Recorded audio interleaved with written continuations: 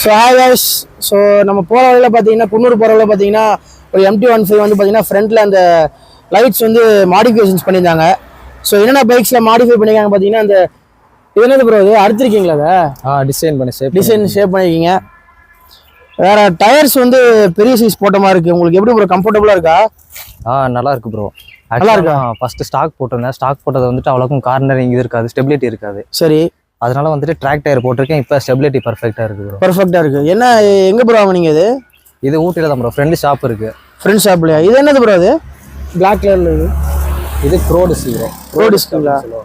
உங்களுக்கு இந்த இது யார் போயிட்டு வந்தால் தானே உங்களுக்கு இதாக இருக்கும், அது உங்களுக்கு அன்கம்ஃபர்டபுளாக இல்லை? ஹைவேல வந்துட்டு ப்ரோ, ஹைவேல தான் அந்த கொஞ்சம் அலாட் ஆகிற மாதிரி இருக்கும். ஓகே, நமக்கு லோக்கலில் ஓட்டும் போது நல்லா இருக்கும். லுக்குக்கு வேண்டிதான் ப்ரோ அது மாட்டிருக்கிறது.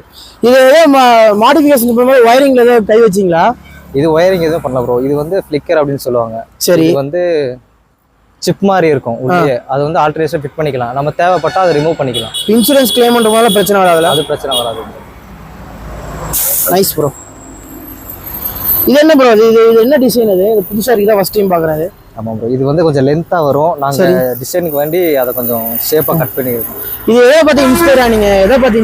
ஏதாவது நீங்களா தோணுதா? அது வந்துட்டு நம்ம ஃப்ரெண்டு ஒருத்தர் இருக்காரு. அவர் வந்து சின்ன சின்ன விஷயம்லாம் அவர் தான் கிரியேட் பண்ணுவார். அதனால அவரோட ஐடியாவில் இது சும்மா டிசைன் பண்ணது. ட்ரெண்டை நீங்கள் தான் உருவாக்குறது அந்த மாதிரி. Thank you bro. Okay bro.